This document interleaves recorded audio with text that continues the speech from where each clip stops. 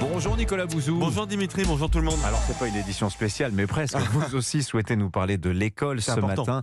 Dans quel état général, si l'on devait faire un tableau, Nicolas, dans quel état se trouve l'école aujourd'hui? Ça va pas du tout, c'est vraiment attesté par l'ensemble des classements internationaux. Alors la situation est la plus difficile sans doute en mathématiques. Je rappelle quand même les résultats du dernier classement TIMSS, c'est le classement international européen qui porte sur le niveau en mathématiques. La France, tenez-vous bien, était dernière de l'Union européenne en ce qui concerne le niveau des élèves en CM1, dernière de l'Union européenne et avant-dernière pour le niveau en mathématiques des classes de 4e. Bon, c'est pas glorieux. C'est une honte.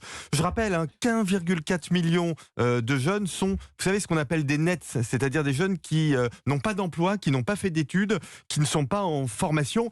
Le problème, c'est que jamais l'impact de la formation sur la carrière professionnelle a été aussi important qu'aujourd'hui. Alors, autre sujet important pour l'école, et d'ailleurs Emmanuel Macron va en parler aujourd'hui, va dévoiler ce jeudi son programme pour renforcer la fiche de paye des professeurs. Bah oui, il faut commencer par ça pour redonner un peu d'attractivité financière au métier d'enseignant. Je vous redonne quand même quelques chiffres.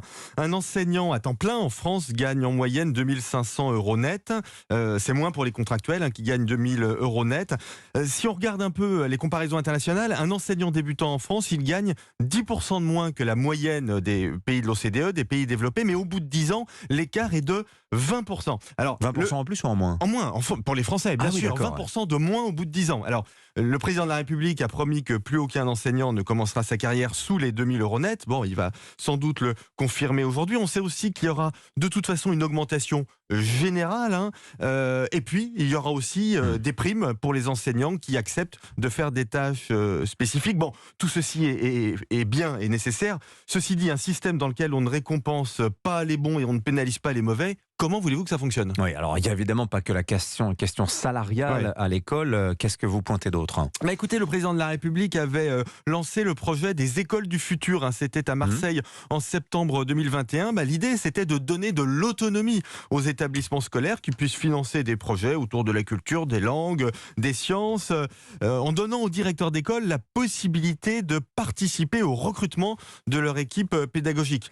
Formidable, on a besoin d'autonomie. Le président de la République avait même évoqué une généralisation de ce système. Très bien, mais où est-ce qu'on en est? C'est vrai, alors ça. Le ministre serait bien inspiré de nous présenter un point d'étape plutôt que de pointer du doigt les écoles privées comme il l'a fait récemment.